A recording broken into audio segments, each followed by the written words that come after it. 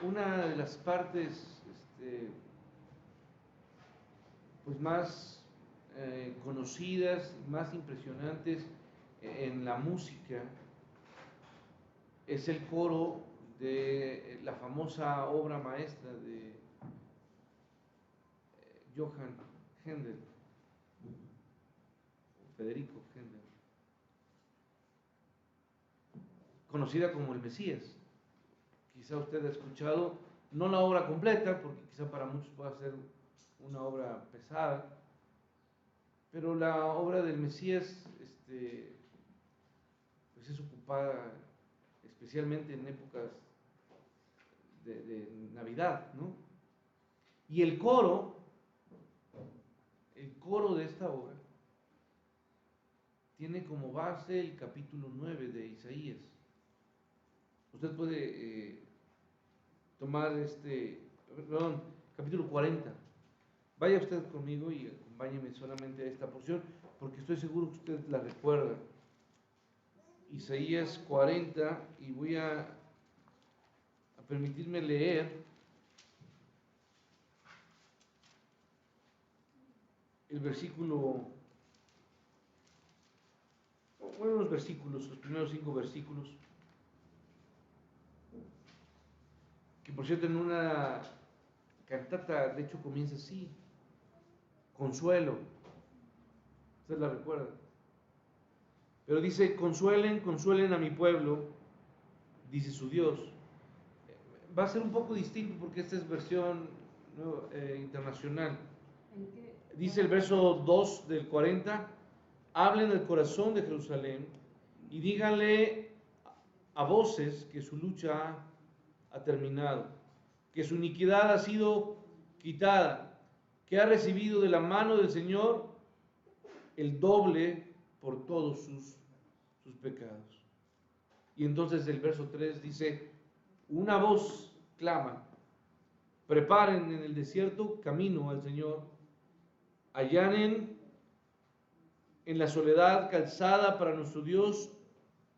Verso 4, usted lo recuerda esta porción: todo valle sea elevado y bajado todo monte y collado, vuélvanse llano el terreno escabroso y lo abrupto ancho valle. Y el verso 5: entonces será revelada la gloria del Señor y toda carne aún la verá. Entonces será revelada la gloria de quién, hermanos. ¿De qué está hablando, hermanos? Está hablando del momento en que Jesús vendría, ¿a dónde, hermanos? A este mundo. El mensaje de esta mañana lleva por título: Jesús, la gloria del Señor. Y este texto nos muestra de forma muy clara que el Señor Jesucristo, la segunda persona de la Trinidad, es aquel que mostró a su llegada a este mundo la gloria del Señor. En lo que usted y yo conocemos como la encarnación. ¿Sí me explico? Jesús se encarnó y cuando vino a nosotros, Juan nos dice en el capítulo 1 que vimos su gloria, la gloria de Dios en su Hijo unigénito. Entonces, ese texto del verso 5: y se manifestará la gloria de Jehová y toda carne juntamente le verá, porque la boca de Jehová ha hablado. El Antiguo Testamento, narra muchas veces o en muchas ocasiones cómo Dios mostró sus atributos. Y sus atributos no es otra cosa, o más bien, la gloria no es otra cosa más que la muestra o demostración de sus atributos. Repito, la gloria de Dios es la demostración de sus atributos. Y tenemos pasajes donde esa gloria se describe como una luz, similar a la luz que vemos o conocemos como la del sol radiante. En una ocasión en el desierto, como respuesta a la queja del pueblo de Israel, Dios escuchó esta queja por falta de comida. Y usted me acompaña a Éxodo 16, por favor. Vamos a Éxodo 16.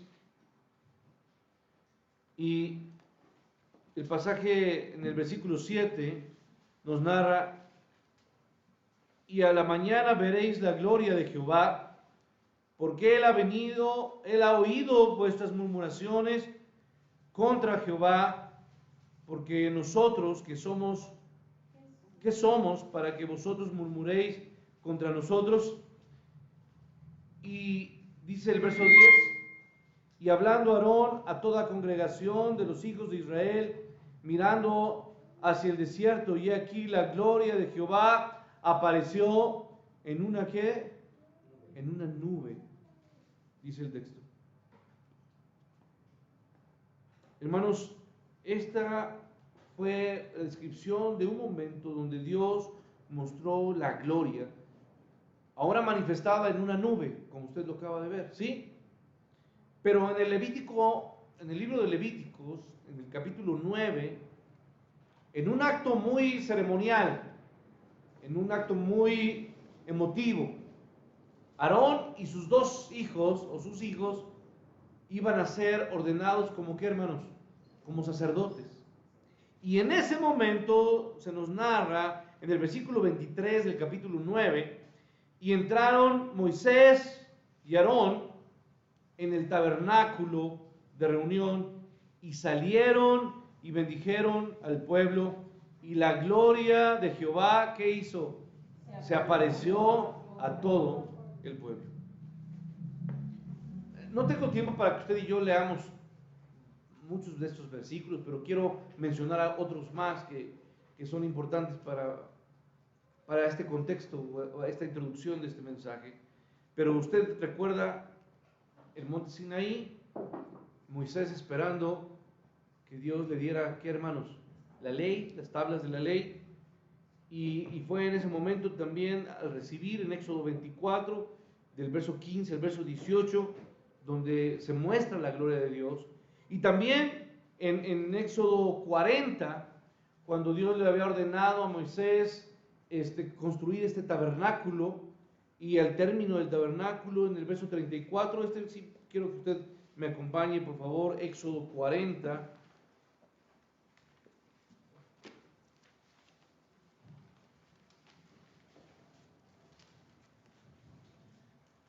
Solamente me sigue con su vista. Éxodo 40, por favor. Que por cierto es el último capítulo de Éxodo, en los versos 34 y 35.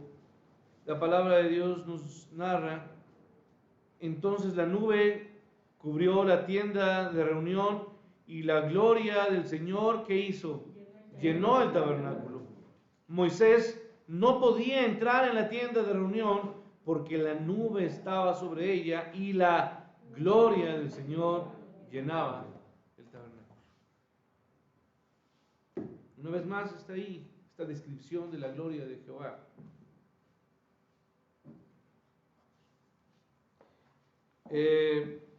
Hay otro momento donde se revelan algunos hombres del pueblo de Israel. Sus nombres de ellos, usted los conoce: Coré, Datán y Abiram, en Números 16. Y cuando estos hombres se revelaron, la gloria de Jehová también intervino y se mostró a ellos. Y cuando el pueblo se quejó nuevamente, la primera narración que hice fue cuando se quejó por falta de comida, pero ahora se quejó por falta de agua en el Meriba, usted lo recuerda. Y en este momento de la queja en el desierto, en Números 20, se nos dice que ellos se quejaron y Dios nuevamente se mostró en su gloria. Y cuando finalmente se construye el templo con Salomón, en el primer libro de Reyes, en el capítulo 8, versos 10 y 11, está ahí nuevamente la manifestación de la gloria de Dios su gloria visible, ¿sí? Y en Ezequiel tuvo momentos repetidos. Ezequiel capítulo 1, verso 28, Ezequiel 3, Ezequiel 10, Ezequiel 11, son muestras de esta gloria, repito, gloria visible, a veces en nube, a veces en una luz radiante, ¿sí? Siempre que la gloria de Dios aparecía, ¿qué demostraba el pueblo de Dios? ¿Qué demostraba? La presencia de Dios, ¿sí? Esto significaba, la gloria de Dios, el Shekinah de Dios, mostraba o demostraba la presencia de su ser. Ahora, las manifestaciones de Dios en el Antiguo Testamento siempre estuvieron rodeadas de misterio. Y por eso es que Job, el libro más antiguo de la Biblia, nos describe, me acompaña por favor, capítulo 26 de Job, verso 14. 26:14 de Job nos dice: he aquí estas cosas, los bordes de sus caminos, y cuán leve es el susurro que hemos oído de él, pero el trueno de su poder, ¿quién lo puede comprender? Repito, he aquí estas cosas son solo los bordes de sus caminos, y cuán leve es el susurro que hemos oído de él, pero el trueno de su poder, ¿quién lo puede comprender? Y Moisés clamó a Dios en el Éxodo capítulo 33. Vaya este capítulo, por favor, también me puede acompañar. Dice el verso 33, versículo 18 del 33: te ruego que me muestres ¿qué? Tu gloria, muéstrame tu gloria, le está pidiendo Moisés a Dios. Y Dios le contesta en el versículo 20, dice: no podrás ver ¿qué? Mi rostro, porque no me verá hombre y ¿qué? Y vivirá. Salud. Y después dijo el versículo 22: y cuando pase mi gloria, yo te pondré en una hendidura de la peña y te cubriré con mi mano hasta que haya ¿qué? Hasta que haya pasado. Y el versículo 23 nos dice: después apartaré mi mano y verás, y voy a agregar ahí, tan solo mi ¿qué? Tan solo mis espaldas, mas no verás mi rostro. Entonces, hermanos, la plenitud ardiente, la plenitud brillante, luminosa, por así llamarlo, porque es una luz mezclada con fuego, con un resplandor que impone, ¿sí me explico? Esa plenitud de su gloria, ¿qué haría con cualquier ser humano, cualquier hombre que pudiera verle cara a cara? Simplemente lo calcinaría, ¿me explico? Sería muerto, como le dice Dios a Moisés, a cualquiera que se encontrara con la presencia de Dios. Es en Jesucristo que esa gloria de Dios pudo ser manifiesta de una manera plena y una manera clara.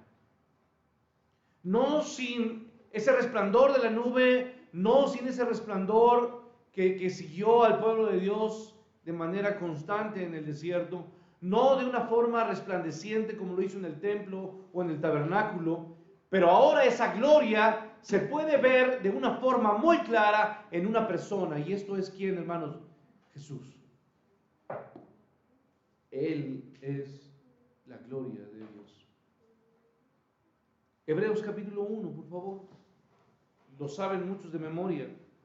1:1 de Hebreos. El autor escribe: Dios, habiendo hablado muchas veces y de muchas maneras en otro tiempo a los padres por los profetas, en estos postreros días nos ha hablado ¿por quién, hermanos? Por el Hijo, a quien, voy a agregar, Dios constituyó heredero de todo, y por quien asimismo hizo el universo. El verso 3, el cual, hablando del Hijo, el Hijo siendo, Jesús siendo, ¿qué, hermanos? El resplandor de su gloria y la imagen misma de su sustancia. Hasta ahí, hermanos.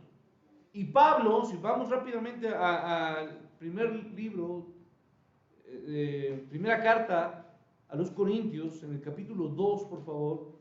¿Cómo lo llama Pablo? Capítulo 2, versículo 8. O más bien vaya mejor a la segunda carta, porque no tengo tiempo. Segunda carta a los Corintios, capítulo 4. Dice el versículo 3, pero en los cuales el Dios de este siglo, está hablando de quién? De Satanás. El Dios de este siglo, ¿quién es? Es Satanás. Dice, el cual, el Dios de este siglo, ¿sí? Versículo 3 del capítulo 4 dice, pero si nuestro evangelio está aún encubierto, entre los cuales se pierden está encubierto. Verso 4, en los cuales el Dios de este siglo cegó el entendimiento de los incrédulos para que no les resplandezca la luz del evangelio. Y ahí, ¿qué dice, hermanos? De la gloria de quién, hermanos. Entonces, el evangelio lo hemos dicho muchas veces. ¿Qué es el evangelio? Las buenas, ¿qué? Las buenas nuevas, las noticias ideales, o la mejor noticia que el mundo pudo recibir. Y la mejor noticia es una sola: Cristo, ¿qué? Cristo vino al mundo. Y Cristo vino al mundo para pagar el precio de nuestro pecado. Y por eso dice el texto.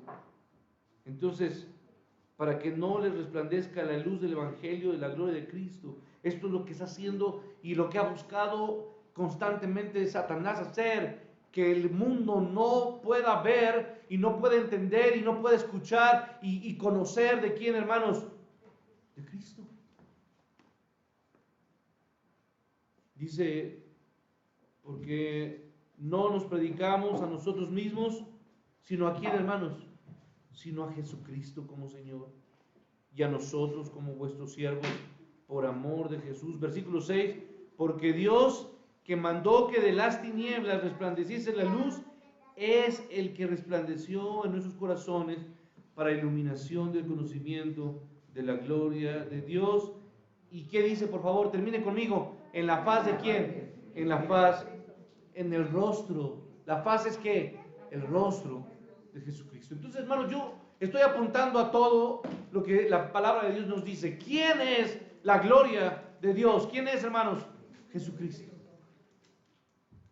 Toda la palabra de Dios nos muestra que la gloria, la manifestación más clara, más perfecta, más palpable, vívida para el mundo de la gloria de Dios es ¿quién, hermanos?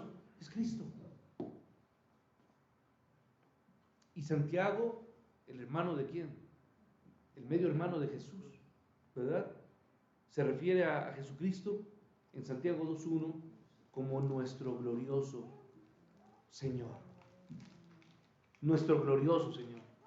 Y yo creo que, hermanos, que estos textos tendrían que cambiar nuestra forma de dirigirnos a Jesús. Y tendríamos que llamarlo el glorioso Jesús. La gloria de ese Jesús hermoso y perfecto. ¿Sí me explico?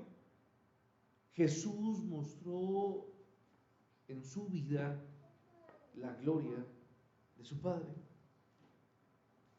Pero, hermanos, después de hablar de todo lo que he dicho, de estos textos, lo que yo quiero decirles es que el pasaje de hoy, Lucas 9, versículo 28 hasta el versículo 36, ese pasaje es donde se narra el acontecimiento de la forma más poderosa y dramática en que Jesús, mejor dicho, demostró la verdadera gloria de Dios, aunque fue velada mientras caminaba en la tierra.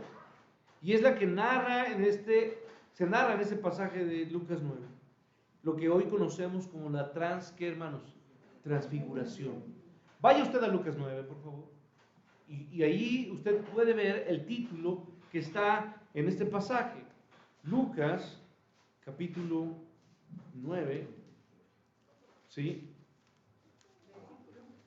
Versículos 28, en adelante. En este pasaje de Lucas 9, verso 28, podemos ver o recordar ese momento o acontecimiento donde de una forma, repito, poderosa, se muestra la verdadera gloria de Dios. La transfiguración, hermanos, no es otra cosa, o no fue otra cosa, sino una visita, escuche bien, a la segunda venida de nuestro Señor. Cuando Él va a regresar, no con una gloria velada en un cuerpo de carne, ¿me explico? Porque Jesús vino la primera vez, pero su gloria fue velada, ¿por qué, hermanos? Por un cuerpo humano. En su segunda venida, Él vendrá y será la segunda venida donde Él muestre y manifieste plenamente toda su, hermanos, su gloria. De antemano, la voz de Jesús no será la voz que escucharon en el monte donde Él predicó este sermón tan conocido. Dice que su voz será como la voz de qué, hermanos, de trueno, como trompeta de qué, hermanos, trompeta de Dios. Esa voz que se impondrá y será Él mostrado, y dice que todo ojo, ¿qué, hermanos? Le verá. Él vendrá, ¿de dónde, hermanos? Y le veremos llegar desde los cielos. Nadie podrá, nadie se perderá, mejor dicho, este momento impresionante de su venida. Hermanos, la última imagen que el mundo tiene de Jesús, ¿cuál es, hermanos? ¿Cómo es que la gente recuerda a Jesús? La gente, la mayor parte de la gente, no estoy hablando de los cristianos, ¿dónde lo recuerda? Colgado, muriendo en una cruz. Así lo recuerda. Y mucha gente hace burla de qué, hermanos? De eso. De cómo ese hombre que se dijo ser Dios terminó colgado, humillado, despreciado, desechado entre los hombres, ¿no? Como lo dice Isaías. Le vieron morir en esa cruz. Porque también tenemos que aclarar, hermanos, todo el mundo le vio ascender a los cielos. No. Fueron únicamente sus seguidores quien le vieron resucitado, y se apareció luego a 500, ¿se acuerda usted? Se hizo varios momentos de apariciones y luego se apareció a más de 500. Y, hermano, después solamente con los suyos lo acompañaron y vieron cómo Él ascendió ¿a quién? A su Padre, ¿sí? Pero usted y yo tenemos que recordar que la crucifixión significaba para el pueblo, para el mundo gentil o para todo el mundo, significaba el desprecio, significaba el rechazo, significaba, hermano, la cruz era solamente para hombres depravados, para hombres perversos, para hombres, como lo sabemos, para malhechores, ¿sí?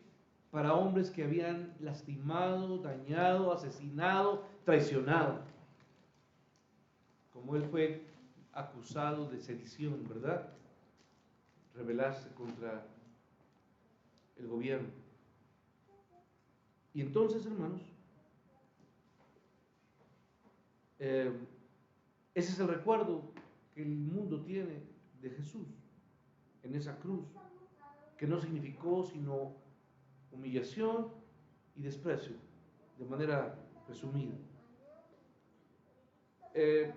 Para los judíos, por otra parte, la cruz no solamente significaba eso. La cruz, según nos dice Gálatas 3, significaba maldición. ¿Recuerda? Maldito el que cuelga del madero.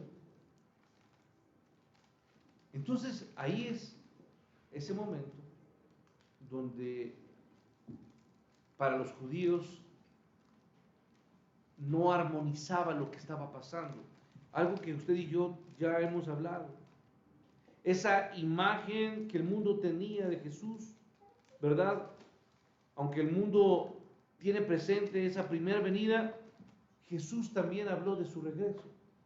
Y es algo que hoy la gente, hermanos, simplemente no cree. Como tampoco creía que vendría aquí, hermanos, un Mesías. Como tampoco creía a Noé que finalmente vendría un, ¿qué, hermanos? Un diluvio, cuando ellos ni siquiera conocían qué era llover. El problema de la humanidad es que siempre ha dudado de las promesas de, ¿qué, hermanos? De Dios, de su palabra.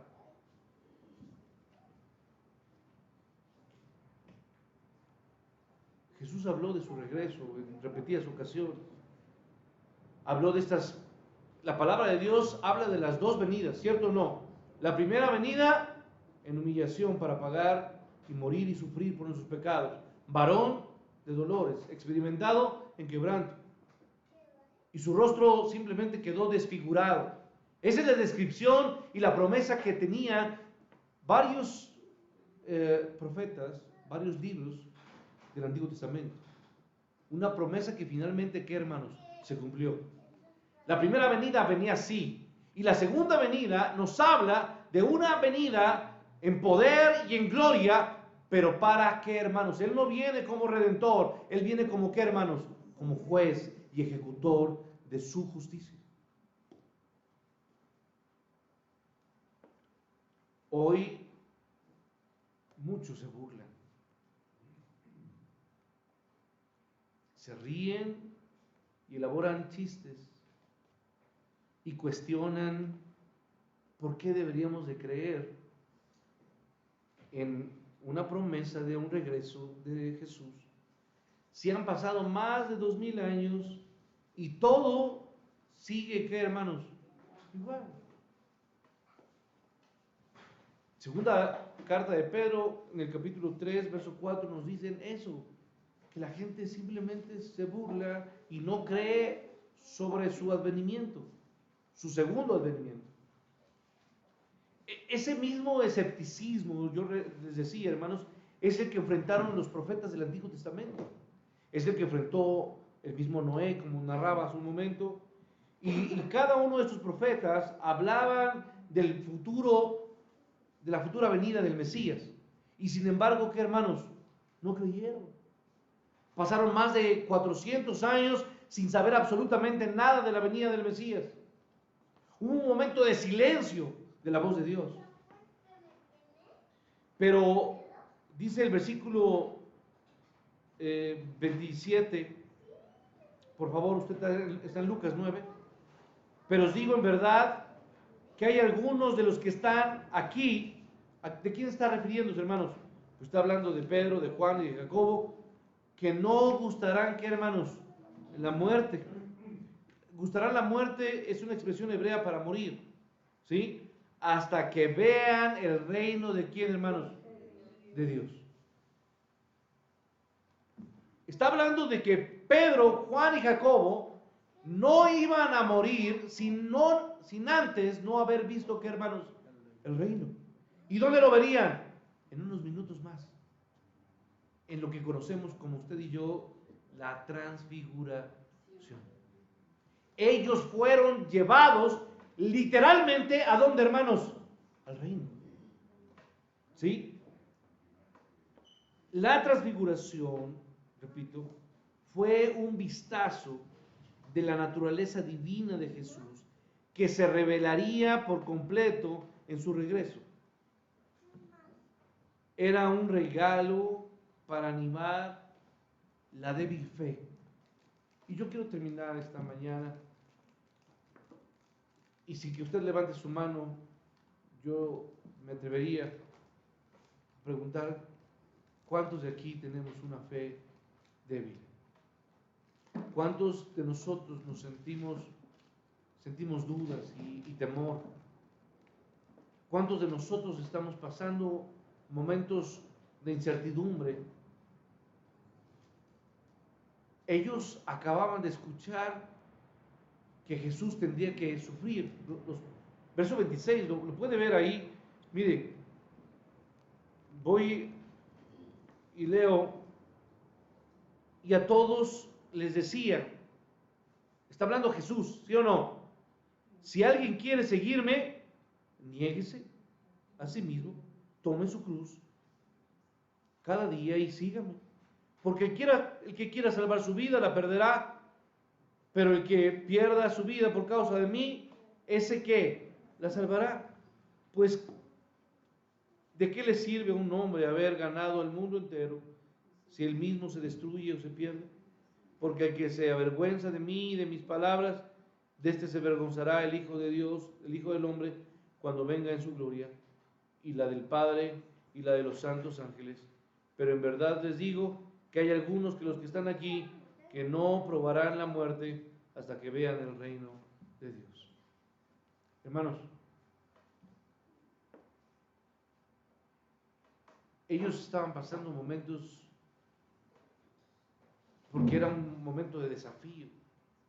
Jesús le está diciendo que él iba a sufrir y que él iba a padecer y que él tendría que ser entregado a los sacerdotes, a los líderes, y que él padecería y finalmente no solamente padecería, sino que ¿qué?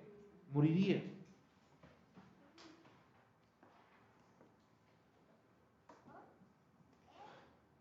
Hermanos, el versículo 28 nos dice: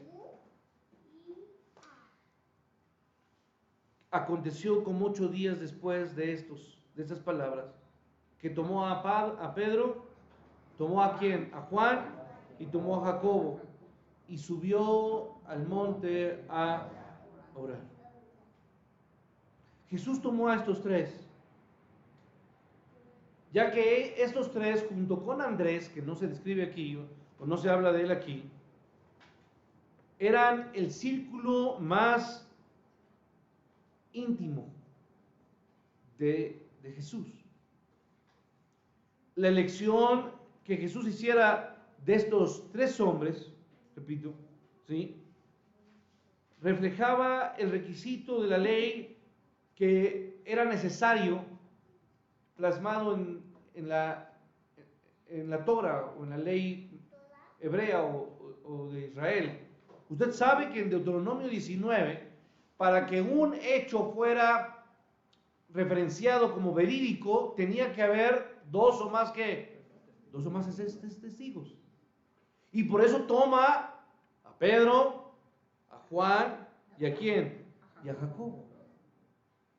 Ellos podrían dar fe auténtica de lo que pronto pasaría. Los apóstoles habían quedado devastados cuando Jesús habló de su muerte. Quiero terminar y que se ponga de pie, por favor, versos 21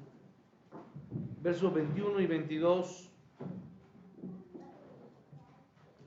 Dice la palabra: pero Jesús advirtiéndoles severamente, les mandó que no dijeran esto a nadie.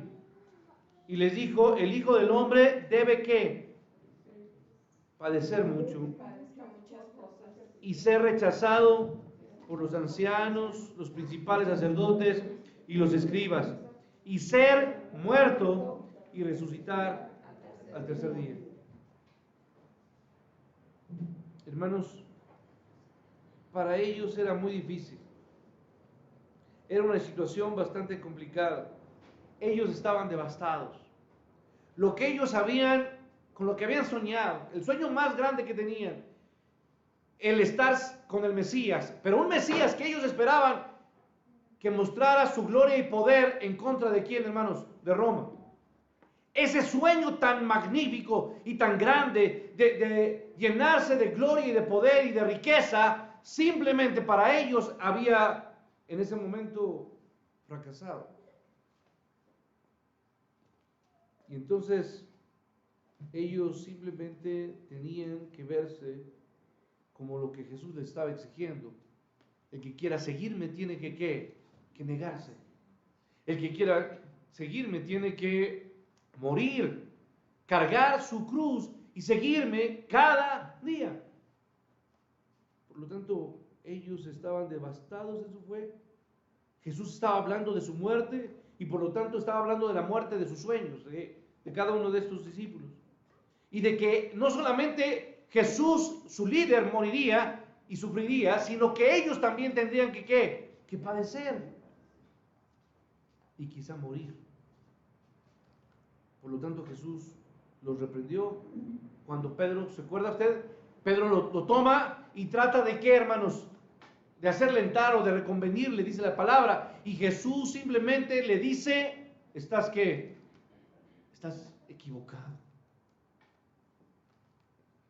Era muy difícil para ellos armonizar la idea del Mesías grande que tenían con este Mesías que venía aquí, hermanos, a morir y pagar la cruz. Sin embargo, ese momento de la transfiguración cambió todo de la fe de ellos. Yo quiero invitarle a que usted, junto conmigo, podamos orar a Dios y podamos pensar en la gloria hermosa de nuestro Señor. El propio Federico Händel pudo describir en música, en el Mesías, la gloria de Jehová y hacer una obra majestuosa. Pero no hay obra más grande, hermanos, que la vida de Jesús, que nos anima, que nos invita, que nos convence, que nos sostiene, porque es su vida la que nos invita a permanecer y a persistir confiando en sus promesas. Dios haga que la gloria de Cristo sea lo que nosotros veamos y la gloria de Cristo sea lo que nosotros vivamos cada momento y recordemos, porque es una experiencia completa pedirle a Dios y confiar en que un día podremos verle a Él junto con todos nuestros demás hermanos que hoy no están, pero que estuvieron con nosotros, caminaron con nosotros y estemos juntos en gloria con nuestro Señor. Señor, a ti sea la gloria por siempre. Queremos ver tu gloria y que nuestra fe hoy muchas veces débil, que nuestro ánimo muchas veces golpeado, nuestros sueños unas veces vencidos, Señor, que hoy el pensar en Jesucristo y en la promesa de su gloria venidera sean lo que nos sostenga a tu pueblo y a tu iglesia. Te bendecimos, Señor, y pedimos tu ayuda en nuestra vida. Tu gloria, Padre, tu poder y el verte a un día, Señor, es nuestro anhelo más grande. Verte a ti, oh Dios, y saber que todo esto, Padre, es pasajero y que esta vida es mucho más que esto que vivimos día con día, porque un día podremos estar junto a ti, junto a tus pies, humillados y rendidos, alabándote y glorificándote. En el nombre de Jesús te lo pido. Amén.